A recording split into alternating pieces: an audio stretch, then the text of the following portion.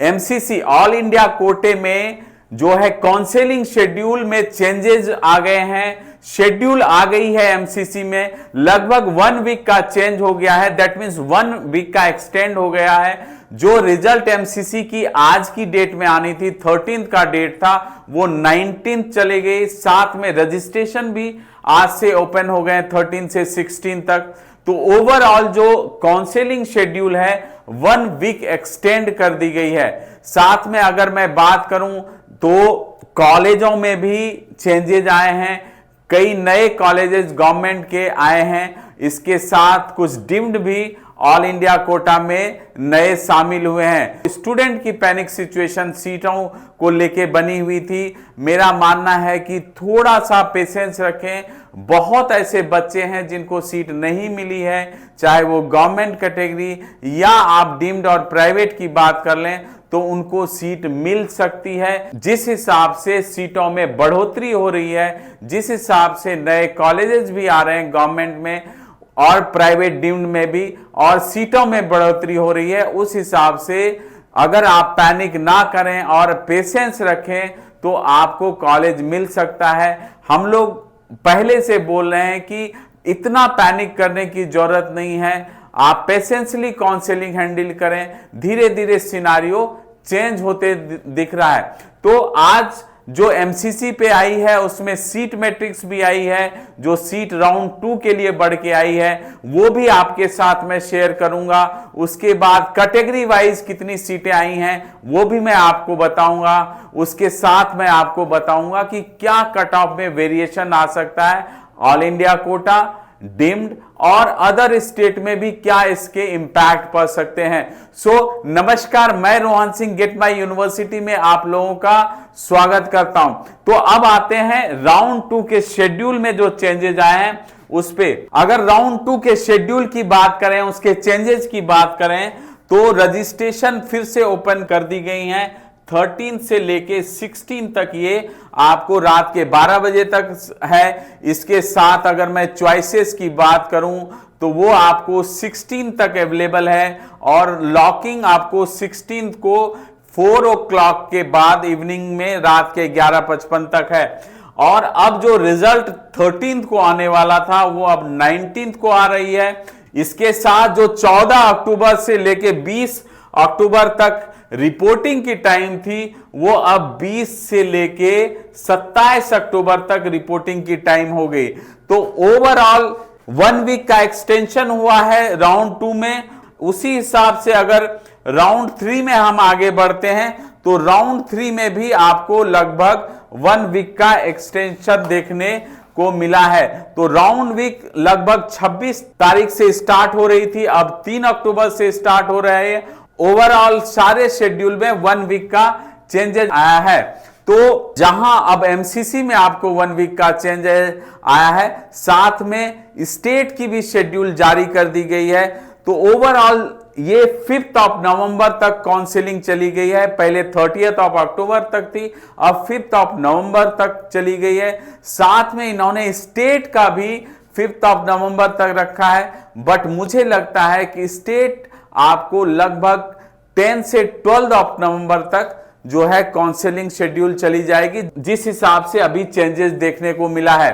अब मैं आता हूं और आपको दिखाता हूं कि सीटों में क्या बढ़ोतरी हुई है। 9 नए कॉलेज ऐड हुए हैं, उनकी 15% सीटें में कितनी आई हैं, और भी जो नए कॉलेज कैटेगरी वाइज आए हैं वो कितने, और स्टेट वाइज कहां कहां आए हैं। सो फ्रेंड्स, ये लिस्ट है जो एमसीसी की साइट पे जारी की गई है। अब आप इसमें देख सकते हैं, जैसे आपको आंध्रा के जो है टोटल 8 सीटें आंध्रा में बढ़ी हैं कैटेगरी वाइज। ये आपको कैटेगरी है, ये पीएच कैटेगरी में बढ़ी है। तो ये सारा आपको लिस्ट है, ये सारा मैं लिंक में भी डाल दूंगा, आप वहां से भी देख सकते हैं। आप इसके अलावा आंध्र प्रदेश, बिहार, गोवा, मध्य प्रदेश में अच्छे खासे कॉलेजों में सीटें आई हैं। इसके साथ राजस्थान आप देख सकते हैं, बहुत सारे कॉलेज आए हैं। तेलंगाना है। इसके साथ उत्तर प्रदेश में भी जो अभी 9 कॉलेजेस बढ़े थे उसमें उत्तर प्रदेश और राजस्थान में सबसे ज्यादा कॉलेजेस आए हैं। उत्तर प्रदेश की भी लिस्ट आप देख सकते हैं। तो ये सारे कैटेगरी वाइज हैं और मैं इसमें बताऊंगा भी कि कैटेगरी वाइज टोटल कितनी सीटें हैं। तो ये टोटल आपको जो है 225 सीटें जो है राउंड 2 के लिए नई ऐड हुई हैं, जो आई हैं। इसके साथ अगर मैं बात करूं कि जो है टोटल कैटेगरी वाइज कितनी सीटें आई हैं, तो यहां पे आप देख रहे हैं, हाँ, जनरल कैटेगरी में देखें तो 96 जनरल कैटेगरी में सीटें आई हैं, ओबीसी में 58 आई हैं, ईडब्ल्यूएस में आपको जो है 20 आई हैं, एससी में आपको जो है 32 आई हैं और एसटी में 16 आई हैं।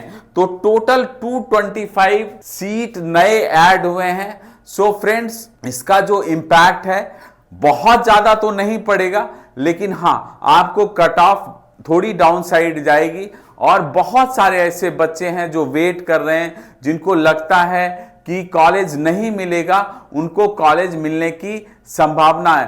तो ओवरऑल ये गुड न्यूज है। इसके साथ अगर मैं डीम्ड की बात करूं तो डीम्ड में 2 कॉलेज आए हैं जो कि हैदराबाद में हैं। एक दोनों मल्लारेड्डी के कॉलेज हैं। ऑलरेडी वो तेलंगाना स्टेट के काउंसिलिंग में थे और बहुत पहले से ये कॉलेज और एस्टैब्लिश कॉलेज हैं। अभी ये दोनों कॉलेज डीम्ड हो गए, एक कोएड है, एक वोमेन्स कॉलेज है, 200 सीटों के साथ आए हैं। तो लगभग ऑप्शंस धीरे धीरे स्टूडेंट के लिए ओपन भी हो रहे हैं और आपको सीट मिलने की संभावना भी बढ़ती जा रही है। और इसका इंपैक्ट आपको जो है स्टेट पे में भी देखने को मिलेगा, क्योंकि अभी जो आपको जो भी फर्स्ट राउंड में सीटें लगभग जहां भी स्टेट में मिली, सारे स्टूडेंट ने ऑप्ट किया, क्योंकि सिचुएशन जिस हिसाब से पैनिक था, वो जैसे ही सीट मिल रही है वो ज्यादा ऑप्शन तलाश नहीं कर रहे हैं। इस कारण से ये सिचुएशन आ रही है कि जो भी राउंड 1 में जिनको सीटें मिली हैं वो ले रहे हैं। अब जो नई सीटें वो आ रही हैं, वो जिन स्टूडेंट को नहीं मिला है उनके लिए ऑप्शन खुला हुआ है। और एक संभावना बढ़ रही है कि जिनको अच्छे कॉलेज नहीं मिले हैं, उनको ये संभावना है कि अच्छे ऑप्शन मिल सकते हैं, चाहे वो किसी स्टेट में है, चाहे वो कर्नाटका है। जिस हिसाब से कट ऑफ देखने को मिला है, बहुत सारे ऐसे स्टूडेंट हैं जो गवर्नमेंट का भी वेट कर रहे हैं और कर्नाटका और केरला में भी उन्होंने सीट लिया हुआ है।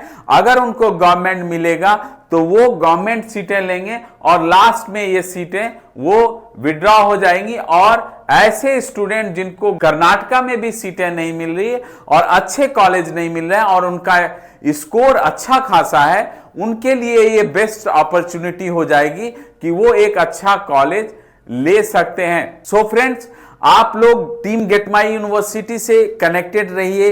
ये सीट की पूरी एनालिसिस स्टेट वाइज आप कैसे जा सकते हैं, क्या ऑप्शन और क्या अपॉर्चुनिटी आपको मिल सकते हैं, साथ में जो लोअर स्कोर वाले स्टूडेंट हैं उनको इस साल कॉलेज कैसे मिल सकता है, ये सारी डिटेल में हम लोग बताएंगे। और आप हमारी सर्विस अवेल कर सकते हैं अगर आपको कंफर्म एडमिशन चाहिए एमबीबीएस में 2024 में। इसके साथ मैं आपको स्टेट शेड्यूल भी बता देता हूं जो ऑलरेडी एमसीसी की साइट पे जारी कर दी गई हैं। सो फ्रेंड्स, ये है आपको डीम्ड सेंट्रल स्टेट कोटा के सीटों की भी शेड्यूल जो ऑलरेडी रीशेड्यूल होके जारी कर दी गई है एमसीसी की साइट पे। अगर आप देखें, क्योंकि राउंड 1 कंप्लीट हो गई है, अगर स्टेट की बात करें तो राउंड 2 11 सितंबर से लेके आपको जो है 27 सितंबर के बीच है। अगर राउंड 3 की बात करें तो ये आपको 9 अक्टूबर से जो है 18 अक्टूबर के बीच है और स्टे वैकेंसी आपको 25 से 29 अक्टूबर के बीच है।